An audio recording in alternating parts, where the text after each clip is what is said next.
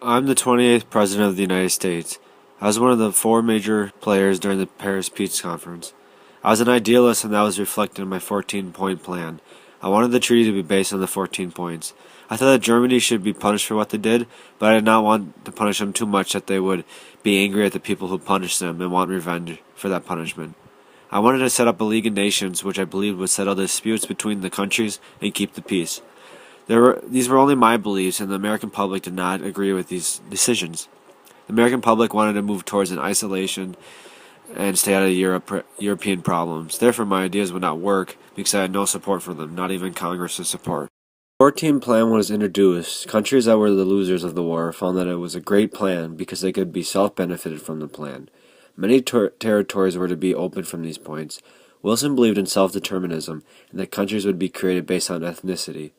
The economies of the countries could get back to the way they were, with economic barriers falling and trade opening again throughout Europe.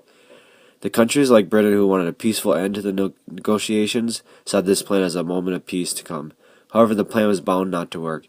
There was no analysis to these points, and they were very optimistic. The League of Nations sounded great. The whole idea of collective security. No one knew how it would work, though. It would just have to work. These 14 points would never work because countries like France would not be willing to give in, and there was no thought to how these points would actually be played out.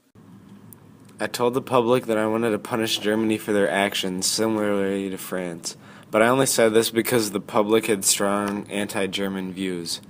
Although I said this to the public, I did not mean it, because in private I analyzed what the result of crippling Germany would be, and I realized that we needed Germany to recover because they were an important trading partner.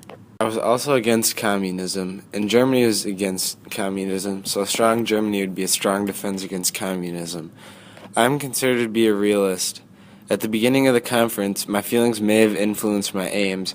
However, I began to realize that this is not not the best approach. Less reparations for Germany would cause less resentment towards the Allies and may have prevented a war. Germany also needed a stable economy because we needed to be able to trade with them. Quiero reparaciones por la guerra. Yo quiero la tierra.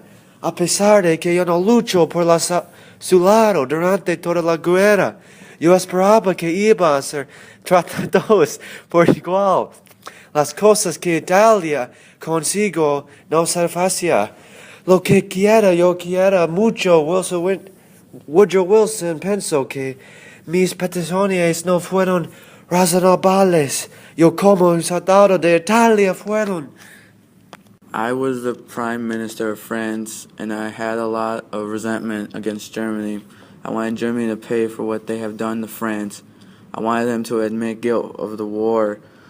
I wanted Germany to pay for reparations, even though I knew that the reparations were so high and that their economy could collapse. I wanted Germany weak so I could be able to invade them. They would be weak. I wanted such harsh terms towards them because I was emotionally involved and only looked at the purpose of the idea. I did not analyze the effects of my decisions. I did not realize that it was essential for Germany to remain stable. Due to the fact that President Wilson established this plan when he did not get majority to be a part of the League of Nations by the American Senate, it was very detrimental to the success of the League in Europe because they were not very on board with the League when Wilson initially presented the idea. Also, the League did not involve major powers like Germany and Russia, who could have offered a lot of military support, and Germany's strong economic structure could have improved the efficiency of the League. The absence of Germany meant Britain wouldn't have one of their main trade countries, and they wouldn't have such a strong trading system. USA never joined, Russia and Germany excluded. They did not support the Versailles Treaty nor the League, as they had been excluded from these, and Germany was blamed for starting the war. This created tension instead of reconciliation that Wilson had proposed. Russia was weak after the war, but once it regained strength, it would potentially become a major threat due to its exclusion from the League and wanting to recover the territory it had lost. Since Germany and Russia were excluded from the League, once they regained strength and sought to recover their lost territory, it excluded the possibility to discuss the terms of settlement and negotiate a compromise. Instead, it would lead to an inevitable conflict. As soon as they regained their strength, the new small states in Europe would be under threat. The exclusion of both of these countries also led to the Treaty of Rapallo, which represented a major threat for the League as these two major powers now cooperating economically and militarily. It also undermined the terms of the Treaty of Versailles, as Germany could increase its armament and train military staff in Russia without the League knowing. Since Germany was not producing arms in Russia, the effectiveness of the disarmament process that the League had worked on was greatly reduced because the League excluded the defeated nations. It angered Russia and Germany, and both of these saw the League as an enemy, which undermined the goal of peacekeeping. The most important loss for the League was the U.S. The U.S. was the only country which had emerged stronger after the end of the war. All the other countries were in debt, while the U.S. was wealthy. The USA had the greatest power to intervene in case of tension between countries, which could lead to possible conflicts. Collective security affected the purpose and power of the League. Collective security depended on collective action. The status of the League was greatly diminished.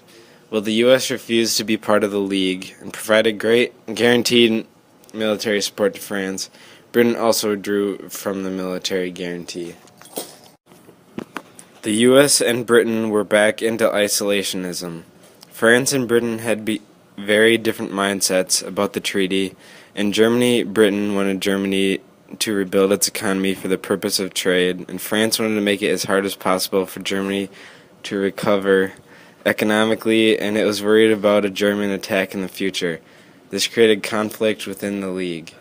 More important countries dropped out of the League between 1919 and 1939. This included Italy and Japan.